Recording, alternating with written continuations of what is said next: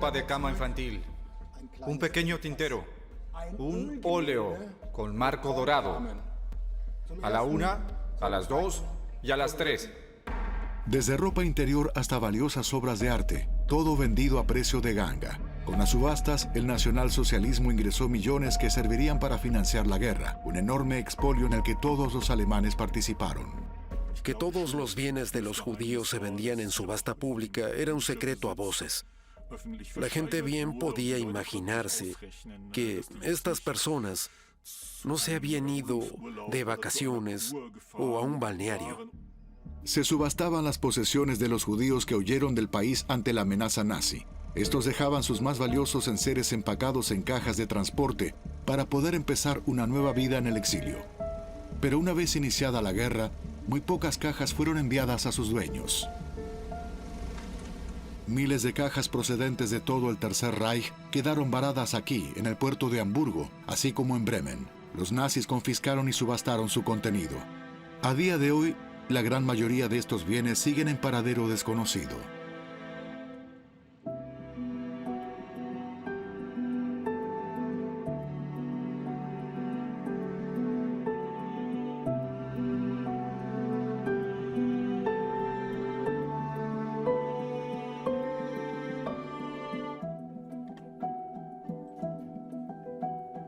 Katrin Kleibel se dedica a rastrear el origen y el destino de estos bienes expoliados por los nazis. Investigadores como ella hay solo unos pocos cientos en Alemania. Por suerte, en este país, todo se documenta meticulosamente.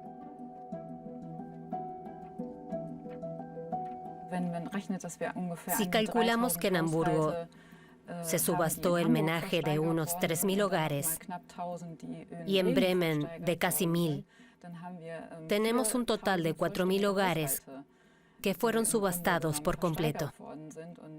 Estamos hablando de millones de objetos individuales. Katrin Kleibel rastrea todas las pistas. Su investigación busca hacer justicia.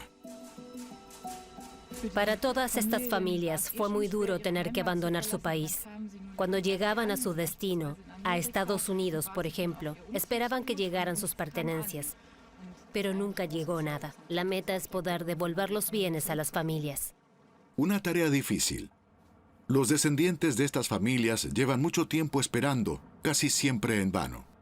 Como este hombre cuyos abuelos sufrieron esta injusticia hace ya 80 años. ¿Dónde fueron a parar las pertenencias de los abuelos cuando se mudaron? Es una pregunta que nunca te deja tranquilo. Para él, la investigación de Katrin Kleibel es esperanzadora. Hola. Hola. Buenos días. Qué bien que haya venido.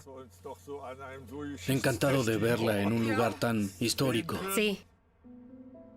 Las pertenencias de sus abuelos, incluida una valiosa colección de arte, estaban guardadas en cajas para el transporte en barco. ¿Cuántas cajas dejó su familia? Que yo sepa, una grande y otra más pequeña. O sea, 2. 1933, los nazis toman el poder. Aunque los planes de exterminio de Hitler fueron establecidos desde un principio, durante algún tiempo la población judía todavía podía abandonar el país.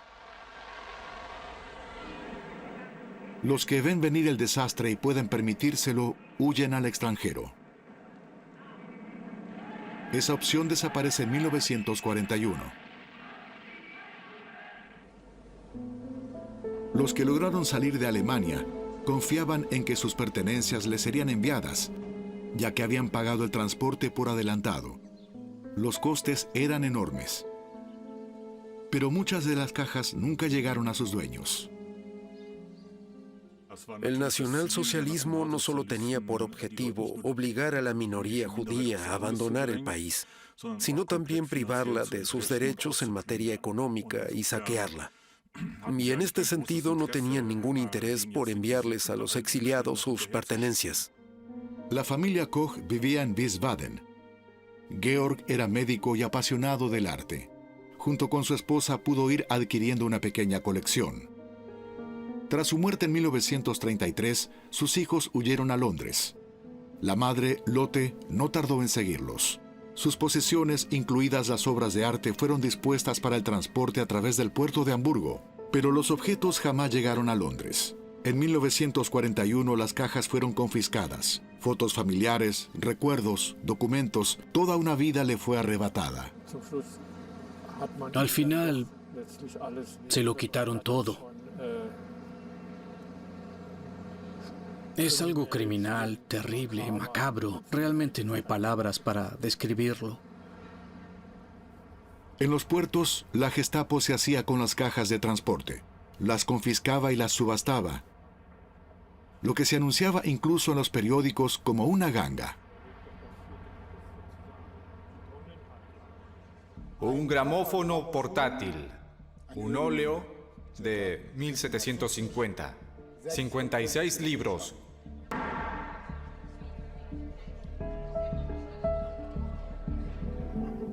Aquí, en los archivos estatales de Hamburgo, Katrin Kleivel examina minuciosamente los documentos que registran las subastas. A los nazis se les daba bien la contabilidad. Aquí es donde empieza. Los objetos individuales de las cajas confiscadas eran enumerados y detallados en estas listas. Junto a la descripción del objeto se encuentra el nombre del comprador. Aquí, por ejemplo, se trata del Museo de Etnología. También consta cuánto se pagó por el objeto o el lote. Y así sucesivamente, página por página. Desde piezas de arte hasta libros, muchos artículos se agrupaban, como ropa de cama y somieres, utensilios de cocina, etc. Su investigación está financiada por el Centro Alemán de Bienes Culturales Perdidos. Su trabajo es aclarar a quiénes fueron sustraídos, quién los compró y dónde se encuentran actualmente estos objetos. Está todo registrado. Desde que la caja fue recogida en el hogar de origen por la empresa que se encargaba de transportarla, hasta su almacenamiento por parte del agente judicial encargado de realizar la subasta. Se detalla quién compró qué y cuánto pagó. Esto nos da una visión de conjunto sobre si se trataba más bien de particulares o de comerciantes y sobre el destino de los objetos. Un trabajo detectivesco. En una base de datos, Katrin Kleivel reúne todas las pruebas. Juntando todas las piezas del rompecabezas, podemos trazar la trayectoria de una caja desde su punto de partida original hasta su venta final en Hamburgo.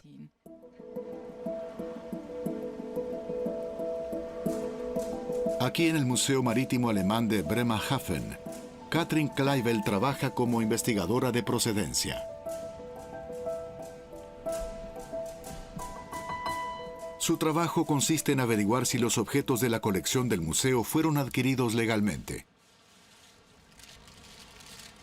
También aquí, en la región de Bremen, los nazis subastaron objetos sustraídos de las mudanzas de los judíos. Así fue como Katrin Kleivel tomó contacto por primera vez con esta injusticia. Lo que me llamó la atención es que toda la problemática relativa a la subasta de bienes de emigrantes judíos en Bremen y Hamburgo no ha sido gestionada adecuadamente. Nunca se ha investigado quién compró qué artículos en las subastas, y eso a pesar de que toda la información está en los archivos. Muchos participaron en las subastas. No solo comerciantes y particulares, sino también varios museos de Hamburgo, que en la actualidad colaboran con el proyecto de investigación de Katrin Kleivel. El Museo Kunsthalle, por ejemplo, compró 8 cuadros en una de estas subastas. Ahora busca a sus legítimos propietarios y herederos. Lo ideal, por supuesto, sería que esta sala llegara a quedar vacía en algún momento y pudiéramos asignar a los antiguos propietarios y a los herederos legítimos todas las obras para devolverlas gradualmente. También sus abuelos Georg y Lotte Koch de Wiesbaden poseían valiosos cuadros, hasta hoy en paradero desconocido. La familia quiso averiguar dónde habían ido a parar sus posesiones. Al principio les dijeron que se habían quemado durante un bombardeo. Después argumentaron que no había ningún documento que sirviese de ayuda. Pero el nieto del matrimonio Koch siguió insistiendo e incluso encontró el rastro de un cuadro propiedad de la familia, Jarrón con amapolas, de Emil Nolde. Eso supuso un nuevo impulso y volvió a poner en duda que esas piezas hubiesen desaparecido o que fuesen destruidas por el fuego. Claramente existían y debían encontrarse en alguna parte. La berlinesa Johanna Ploshitsky y su familia también fueron expropiados. Su esposo Hermann tenía en propiedad unos grandes almacenes en la capital y había dejado a su mujer una fortuna. La familia era aficionada al arte y había adquirido obras de Beckmann, Liebermann, Braque y Schmidt-Rottluff, artistas que hoy en día se exponen en museos. Su villa en el barrio berlinés de Dahlem fue ocupada por los nazis, que la utilizaron como escuela de periodismo para la propaganda del Reich. Johanna Ploshitsky vio a tiempo lo que se avecinaba y huyó a Estados Unidos, a Los Ángeles. Antes de su partida, organizó el envío de sus bienes, pero estos jamás llegaron. Sus propiedades, que conformaban un total de 1.500 lotes, fueron vendidas en Hamburgo, en una subasta de 3 días de duración.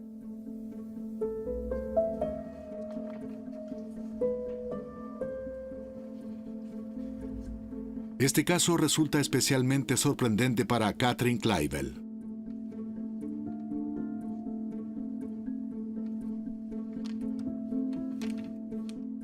A esta subasta acudió incluso gente de Berlín o de Hannover. Y no era gente de a pie, afectada por los bombardeos. Eran comerciantes que sacaban beneficio, comprando esos objetos a precio de saldo. Tras la guerra, Johanna Ploshitsky quiso recuperar sus bienes saqueados por los nazis. Pudo demostrar mediante fotos que eran de su propiedad, pero solo le devolvieron unos pocos objetos. Katrin Kleibel también investiga este caso, reconstruyendo laboriosamente el recorrido de los lotes. Quiere esclarecer este expolio de una vez por todas, y no solo porque es su trabajo, sino que lo considera un asunto de responsabilidad y justicia. Estas fotos muestran los muebles de la villa de Johanna Ploshitsky, con el número de artículo correspondiente del registro de la subasta. En algunas fotos aparecen habitaciones enteras, con objetos que han sido identificados en el registro de la subasta. Por ejemplo, veamos qué objeto corresponde al número 109. Una lámpara Vida Maya, adquirida en subasta por un tal Maya por 760 marcos imperiales. El precio de salida era de 200 marcos. Se trata de esta lámpara de aquí.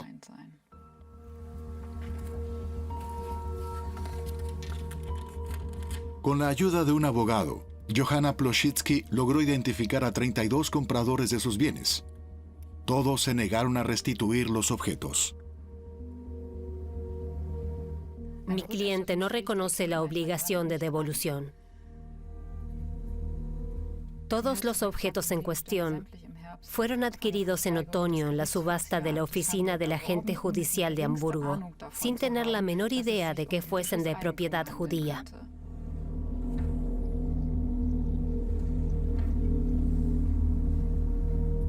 En todos los expedientes dice más o menos lo mismo. Ya no tenemos los registros, no reconocemos culpabilidad alguna.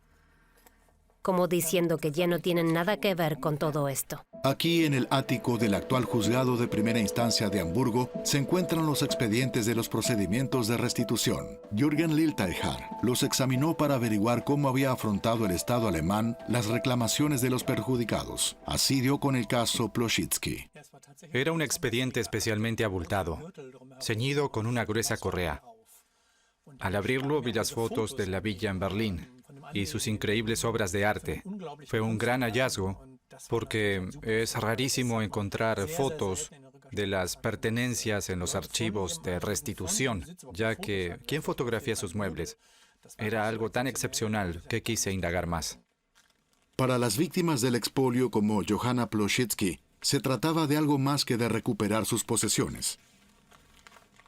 Para las víctimas de la persecución nazi, no solo era importante recuperar sus bienes, sino también que los tribunales alemanes reconocieran la injusticia que habían sufrido. Y esto no siempre sucedía así porque las prioridades eran los contratos, las sumas de dinero y cosas por el estilo. Todo se supervisó con mucha exactitud. En 1965, 17 años más tarde, Johanna Ploshitsky fue indemnizada por la República Federal de Alemania con 960.000 marcos alemanes, bajo la condición de renunciar a cualquier reclamación posterior, una cantidad ridícula comparada con el valor original. Lo que me sorprendió fue que el Estado interviniera, que las deudas individuales de particulares fuesen asumidas por el Estado.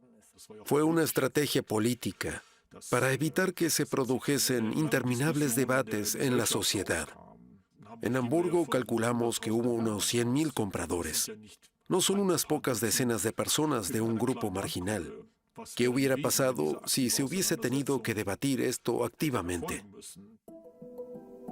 A día de hoy, muchos cuadros de la valiosísima colección de arte de Johanna Ploshitsky se consideran perdidos. Con ayuda de un bufete de abogados de Múnich, su heredero sigue buscando. Su motivación va más allá de lo económico. Sencillamente le interesa la historia de su familia, lo que les ocurrió a sus abuelos, concretamente a su abuela. Y naturalmente se pregunta, ¿dónde han ido a parar todos estos objetos? Si nos fijamos en las fotos de la época de esa gran villa de Dahlem, decorada con hermosas piezas de arte, ¿dónde ha ido a parar toda esa historia familiar? Toda una vida teñida por el dolor y la pérdida. En el patrimonio se incluye esta cabeza de Buda procedente de China, adquirida en su día en París y malvendida después por los nazis. Aquí la tenemos, una cabeza antigua. Artículo 626, adquirida por el Museo de Etnología, adjudicada por 500 marcos imperiales. Se expidió una factura a nombre del museo. En este caso, durante las negociaciones de restitución, más tarde en la posguerra, la cabeza presuntamente no se pudo encontrar. Y eso se debió a un error ortográfico en las solicitudes de restitución, pues en vez de cabeza antigua, escribieron maceta antigua, de modo que estuvieron buscando el objeto equivocado y no encontraron la cabeza. Sin embargo, la cabeza nunca se había perdido. A finales de 2020 incluso fue expuesta en el otrora Museo Etnológico de Hamburgo, en la actualidad el Museo Mark. La pieza estuvo 80 años en el depósito del museo, hasta que fue recuperada para una exposición. Katrin Kleivel la ve ahora por primera vez. Es genial. Me la imaginaba mucho más pequeña. Es maravilloso verla finalmente en vivo, y no solo en las fotos.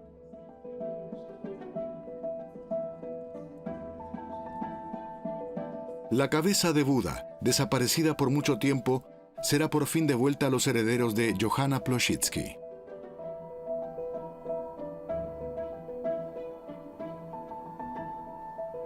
El apellido Ploshitsky ya era conocido en el museo, pues en la posguerra este ya había restituido un total de 6 obras de arte a su propietaria, pero no la cabeza de Buda.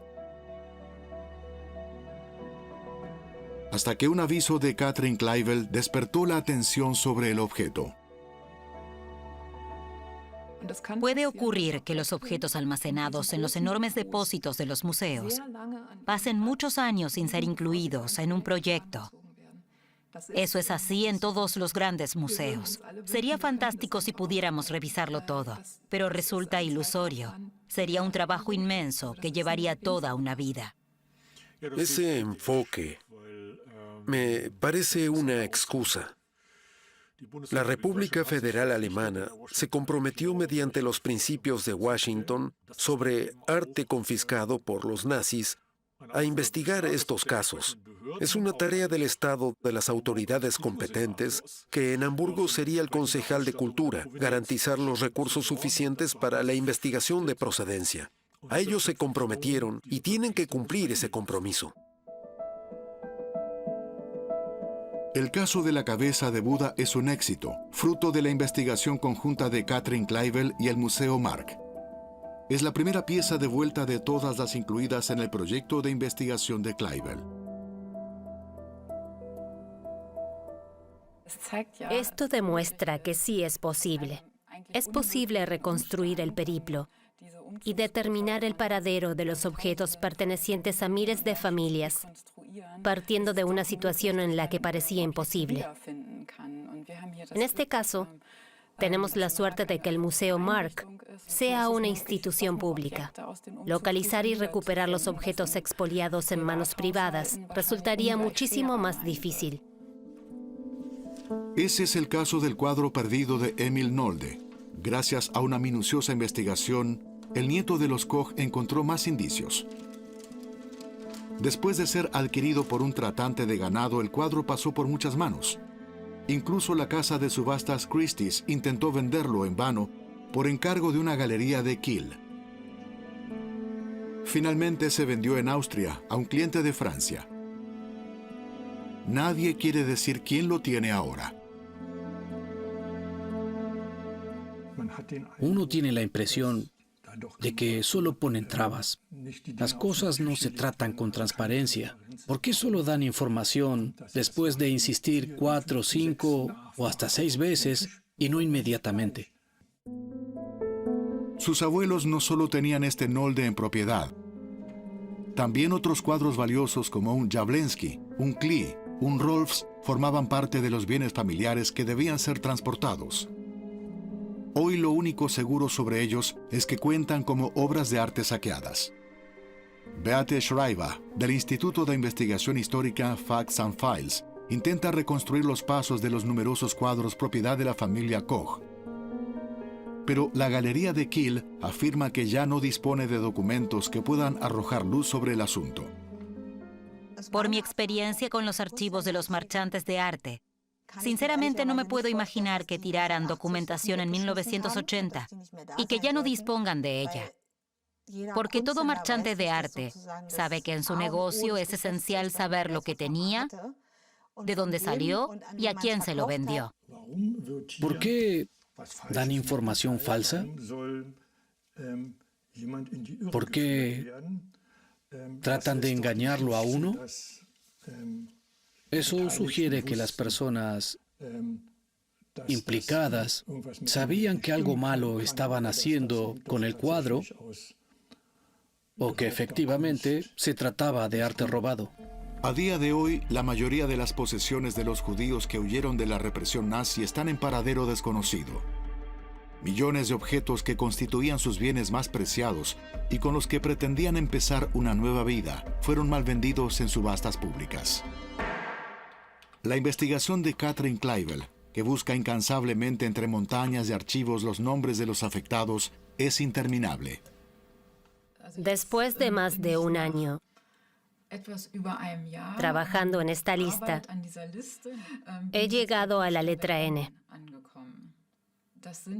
Y hasta este punto, hay unos 1.700 nombres de afectados, solo en Hamburgo. Si los sostengo uno junto al otro, se aprecia que ya he supervisado más de la mitad de la lista. Así que calculo que finalmente llegaré a unos 2.700 nombres. La lista de bienes expoliados y los nombres de las víctimas se publicarán en una base de datos. Solo así los propietarios originales y sus herederos podrán hacer valer sus derechos. Pero, ¿dónde se encuentra la colección de arte de la familia Koch? Mientras les sea posible, su nieto seguirá buscando. Me dije a mí mismo que si nuestra generación no se ocupa de esto, Si yo no me molesto en llegar al fondo de este asunto, no se hará nada. Entonces este capítulo de la historia quedará muerto para siempre o desaparecerá en la oscuridad. La búsqueda tardía de la justicia. Katrin Kleibel no cejará en su empeño de exponer los detalles del expolio nazi.